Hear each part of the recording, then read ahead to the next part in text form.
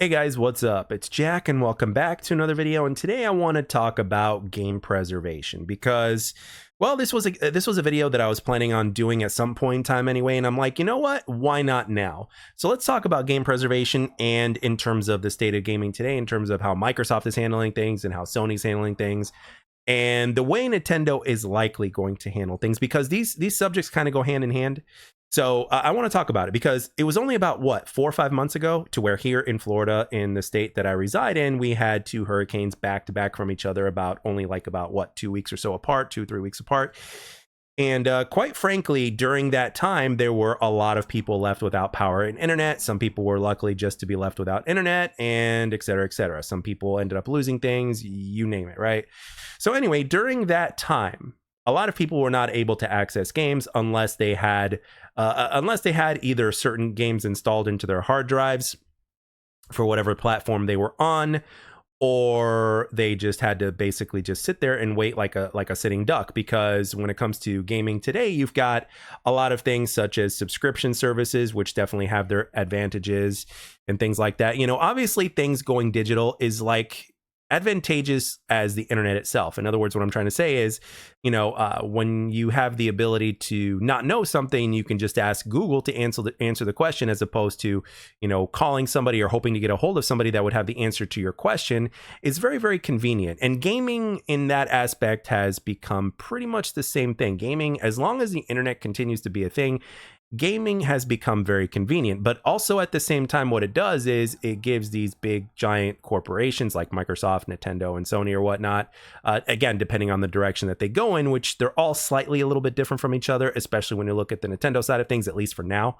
Obviously, we'll have a much better idea when the Switch 2 comes out, in terms of which direction Nintendo's either going to continue to go or slightly veer in a different direction. But one thing for sure is that because of everything going more and more digital, obviously these big companies have more control. In other words, we're basically paying for permission to be able to play games, right? As opposed to full right owning them and doing whatever we want with them, like hard copies or whatnot, which is one of the reasons as to late last year, the second half of last year, I took it upon myself to basically upgrade my PS4 hard copy collection of games for this reason. Because no matter what happens in life, whether it's a hurricane or whether it's, I don't know, a solar flare that knocks the internet off for years, or whether it's whatever it is, right? I will always have access to my PS4 and my PS4 games without needing the internet in order to do so. And of course, it's like right there, physically. So, and I like that. And of course, when you have the games physically or and stuff like that, you can, if you want to give them to a friend of yours to borrow, or if you want to sell them, you can do that as well, et cetera, et cetera. And you don't have to worry about whether or not the company is going to take those games away from their online library. Because for instance, there's some people that really are mad with Xbox, for instance, because a lot of them that have been loyal to Microsoft/Xbox for the longest time are saying, what's the point of me getting an Xbox anymore when, all these games that were first party are eventually going to end up going, full on third party, right? And obviously part of that answer, or Microsoft's response to that, is the Game Pass subscription service, in which is unique in and of itself, not because of their huge library of games that continues to grow, but also the fact that their day one games are released on that on their subscription services, right? Which is something that Sony's not doing. And then obviously Nintendo's not even doing a subscription service that is anywhere up to par with a Game Pass or something like that, right? At least to my knowledge, right? And if they are doing something like that, and again, please forgive me, up until the Switch 2, it's been forever since I owned a Nintendo console. And I know they have an online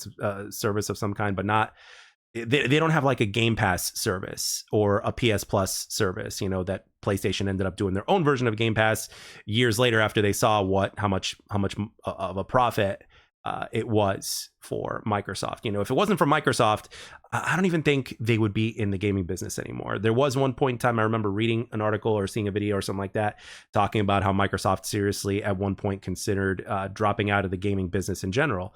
And I think it was Phil Spencer that basically said, no, let's try this, or let's do this, or something like that. I think, it's somewhere around those lines.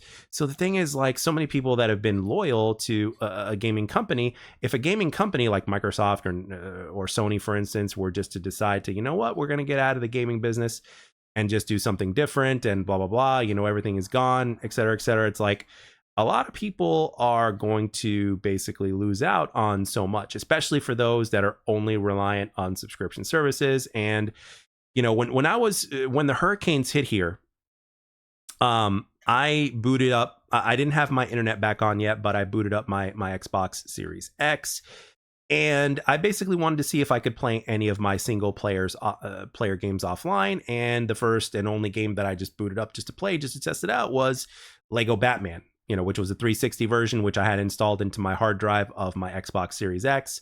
And lo and behold, I was able to play it. And even when it comes to Steam, I installed a few of the games onto my laptop, on my gaming laptop that I took with me when I evacuated for the second hurricane.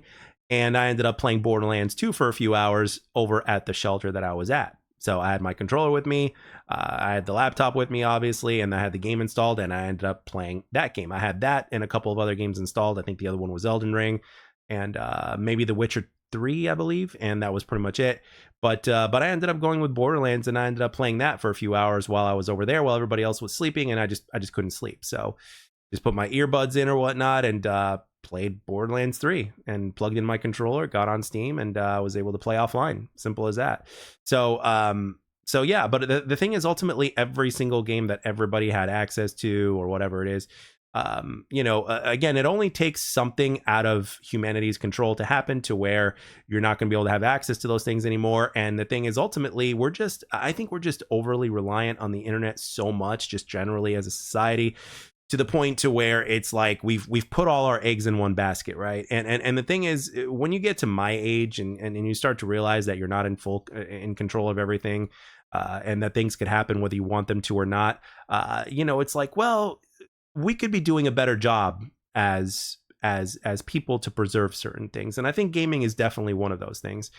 And it's just gotten to the point to where we're just overly reliant on digital. Again, as a person who appreciates convenience, I get it. But at the same time, it's like, well, I know it's probably more expensive in order to make things physical as far as games are concerned, as well as from the development standpoint. I don't know the specifics behind that, but from a development standpoint, I know there's an extra layer of something that they have to go through in order to make a game physical or whatnot. But despite all that, if anything, it's worth it. Like when you look at Nintendo to this day, as far as I'm concerned, as far as I understand, they, the majority of their sales are definitely physical because of the way, they've been moving to the beat of their own drum, and physical copies are still a thing. And if you look at their first party titles, if you go to GameStop, they hardly drop in price from what they were originally. And the reason is because when you buy something, you get what you pay for, and that is true ownership. And Nintendo knows this, and that's why their used games haven't really dropped in price all that much. We're only talking about $5, and if you're lucky, maybe $10 difference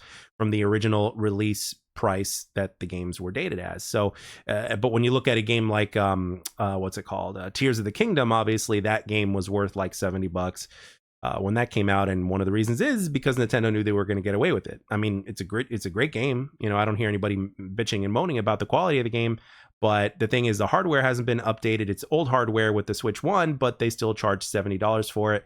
And the reason was because they knew that they could, and they still did it, and obviously people paid. And what I'm trying to tell you is gaming companies know what they can and can't get away with, and at this point, there's been less of a reason to trust a lot of these guys, right? Whether it's Microsoft, whether it's Sony, whether it's Nintendo, and on top of that, you've only got emulation when it comes to certain things, and some of these companies are going after emulators. So again, having these games that have always been around, right? Whether you want to do it physically or whether you want to digitally, I think there's definitely enough space in the world to where both can exist. And I think it's very important to have all these games available, both physically and digitally, especially physically, because again, game preservation is very important. And what the meaning of gaming is quite it's a big thing to a lot of people. And again, it's kind of like owning their own home versus renting. It's kind of like forcing people to go 100% rent right? To where they're always going to be having to pay rent every month, right? For a subscription service. But there's people out there that are going to basically want to own things. And that's not as much of a thing anymore, unfortunately. So, but again, there are mixed opinions about this online. But for a lot of the OGs, I think they can agree with what I'm saying here in terms of game preservation being important. So with that being said, I want to know from you guys, the community, which is one of the main reasons why I made this video. Like, what do you guys think? Do you guys agree with me? Do you guys disagree with me? Do you see the positives and the negatives of everything going digital? And of course, you know, whenever there comes a time to where you're not able to use the internet or whatever the deal is, or the fact that you don't trust some of these companies or whatnot, and as time goes on, you have less and less of a reason to trust them and to what they say. It's like, you know, it's like, wouldn't you like knowing that the game that you spend, you know, $70 for, or even for a few special editions to where you've paid even more for, you know, don't you want to always have access to that game? You know, because all of a sudden, if because that's what it is, you know, when it comes to buying something digitally, I mean, you're basically trusting a company. And I remember even one Ubisoft executive or one Ubisoft player executive basically said like something along the lines of, you know, they want gamers to quote unquote get used to not owning things. So, and that pissed a lot of people off. So, and basically, when you think about it overall as a whole, when it comes to the gaming industry, that's pretty much where we're headed. And Microsoft is doing it their specific way. You know, Sony's doing it a slightly different way. And then you've got Nintendo that continues to move to the beat of their own drum. And they're the ones that are closer to tradition as far as hard copies of games are concerned. But again, they can change direction at any given point. And we're going to see what they do when the Switch 2 comes out. Hopefully they can provide something to where we can get the best of both worlds, but that's one of the things that still is important to Nintendo. You know, first party games are still important, and you know, in that aspect, they're doing, you know, what, you know, they've been doing ever since the start. But with that being said, guys, I want to know in the comment section what you guys think. This is easily a conversation and a video that could be much longer than what it is now currently, but yeah, it's important. I think it's important to be talked about on a regular basis, because the moment we start to not talk about it or to forget about things like the importance of old games and game preservation and stuff like that, I think the closer we are to permanently losing that. And I think that's a damn shame, especially when you look at so many memories that we've had gaming, you know what I mean? And again, going back to owning your own home versus being forced to pay rent as opposed to paying the home off or whatnot, et cetera, et cetera. It's, you know, I mean, do you trust the process? I don't think many people will. So anyway, let me know everything in your mind down below. And as always, I'd like to thank everybody for taking the time to watch and or listen. I hope you enjoyed the video, and I'll catch you guys on the next one.